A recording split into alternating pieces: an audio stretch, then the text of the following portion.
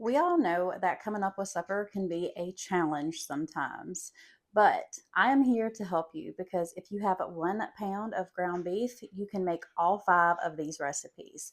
They are so simple to put together, and some of them only require 1 pan to make supper, which is a win win in my opinion. Hey y'all, I'm Sammy, and welcome to my kitchen.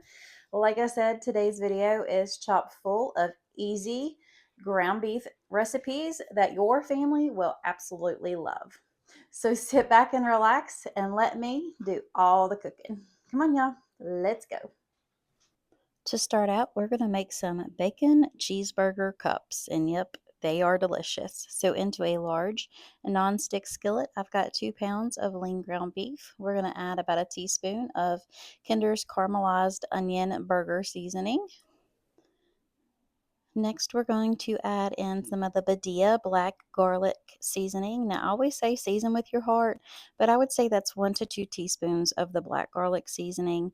Then we're going to add about a half a teaspoon to a teaspoon of ground black pepper, and the same for the salt. I would really only do like a teaspoon of salt. I wouldn't go over more than that though. Once you have all your seasonings in there, you'll just go ahead and mash that all together just to make sure all those seasonings in there, and then you want to cook it thoroughly until it reaches 165 degrees for ground beef.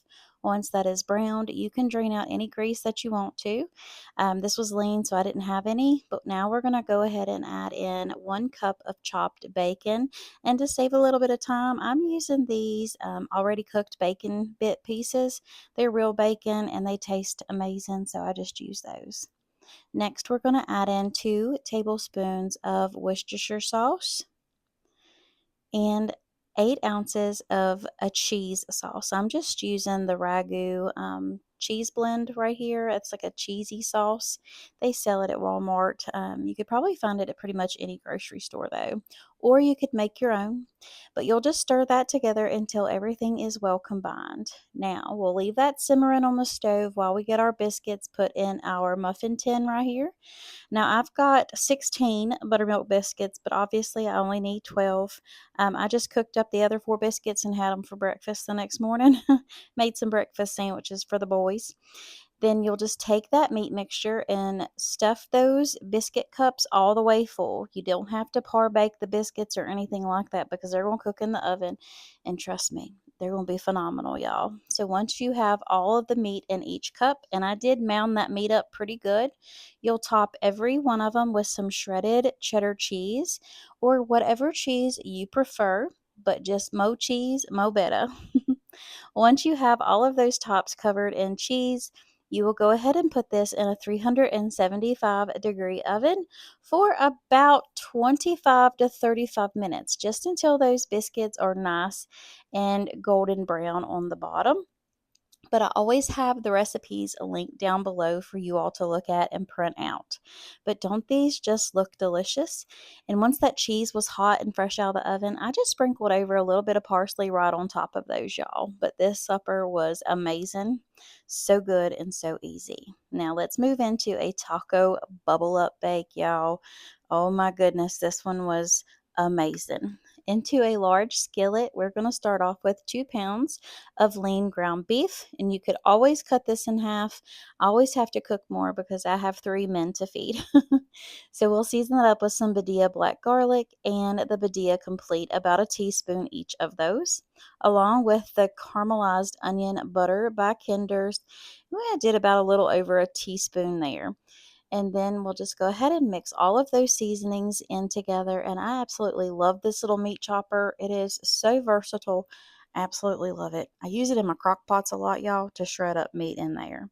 So I went ahead and put in 1 packet of taco seasoning already, and I'm going to go ahead and dump that second one in there. So if you're only making 1 pound, you just use 1 packet of the taco seasoning. Now we'll go ahead and stir that together just to make sure all of those seasonings are mixed up into that meat, just like you're making taco meat, y'all. Nothing hard here. Once you have that all combined, you will go ahead and take 1 can of the diced tomato with peppers. It's just like the Rotel. So 1 can of Rotel, 1 can of red enchilada sauce. Now these are the smaller size cans. You don't want the bigger cans. You'll go ahead and put all of that together, make sure it is well combined, and then we're actually going to let this simmer on the stove while we get our biscuits ready. So I have the jumbo buttermilk biscuits right here. We're just using an 8 count. We'll take these biscuits out and we're going to cut each half into 3 to 4 pieces each. That way they cook better, because if you leave them in a bigger cut, it sometimes they won't get cooked all the way through and they're still a little gummy. So make sure you cut them into smaller bites. That way they cook easier for y'all. I just like to make sure that all of those biscuit pieces are covered with that meat mixture. Once you have that ready, you'll go ahead and get a 9x13 baking dish out and you'll spray it well with a non-stick spray. You could coat it in butter if you wanted to, but I just use a non-stick spray here, and I just dumped that meat mixture with the biscuits on in there and kind of smooth that out. That way, some of the biscuits were all over that baking dish. And now, y'all guessed it, we're going to top it with lots of cheese. Now, I'm using a Colby Jack cheese here, and I used about a cup and a half to 2 cups, depending on how much cheese you want. Just cover the top. It goes into a 375-degree oven for about 45 minutes, because you need to let those biscuits absorb everything and make sure that they are cooked thoroughly. But as you can see here, it is nice and golden brown and bubbly. And when you go to serve it, I just put a little bit of sour cream, taco sauce, and fresh diced tomatoes right over the top. And of course, mo cheese. And that was supper this night. And I cannot even tell y'all how delicious this was. My whole family absolutely loved this one. So definitely give it a try. Now let's move right on into my mama's Dumbar Cheese Pie. She created this once upon a time and I absolutely loved it. So into a large skillet, I got 2 pounds of ground beef. We're going to add about a tablespoon of beef bouillon to that. I know it sounds weird, but trust the process.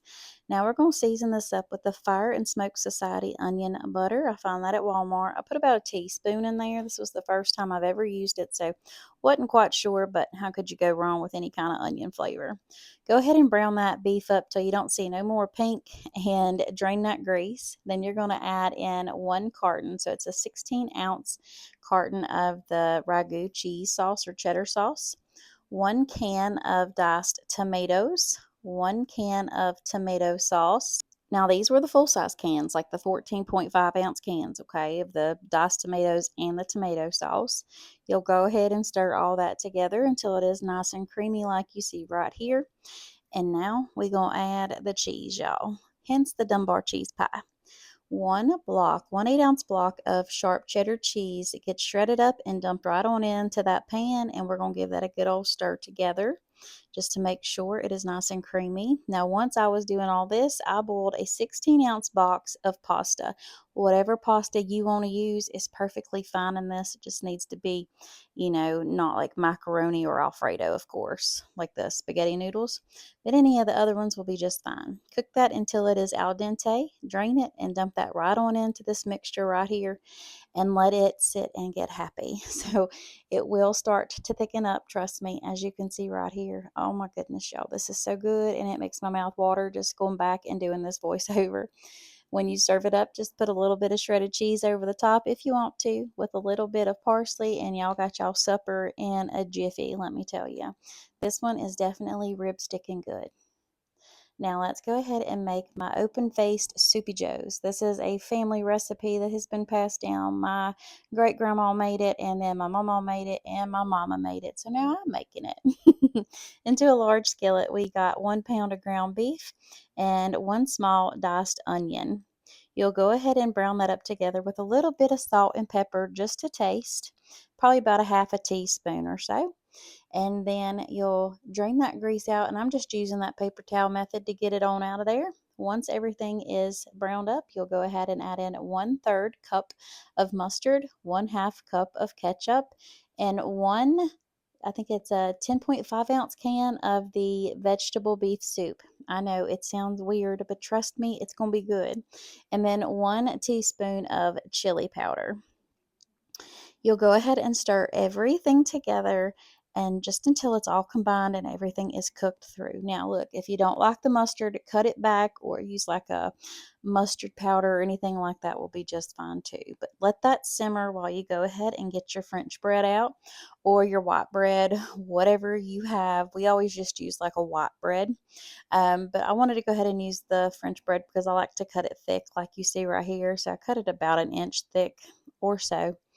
We'll just go ahead and lay that on a large baking dish, and I'm just going to slather those in butter. Yes, ma'am, and yes, sir. Y'all heard me right. I'm going to slather them in butter. But there ain't nothing wrong with it because butter makes it better, right? Those just go into your broiler until it is lightly toasted, or you could toast it more, whatever your family prefers is what you need to do. You're going to go ahead and take you a couple pieces. You can do it this way, or you could just slap it right on a plate and put you some of that mixture right on top of it, and you'll be done. But I like to just zhuzh it up a little bit more. So I take some American cheese right here and just cut like a half a slice, put it right over the top, and put that into the broiler for just a few minutes until that cheese is nice and melty and it's got a little bit of color to it because y'all know there's a lot of flavor in that. Am I right? Let me down below if you like the brown on your cheese or not. But we're just going to go ahead and serve it up as is with a little sprinkle of parsley on top. I'm telling you, it's lip smacking good. Now let's make my own creation, a creamy Italian beef and rotini. Into a large skillet, we've got 1 pound of ground beef here. We're going to add in 1 teaspoon of Badia Complete, 1 teaspoon of Italian seasoning. You could always do 2 teaspoons too. It's just depending on taste. Then we're going to take 1 small diced onion. So it's probably about a half a cup of onions total.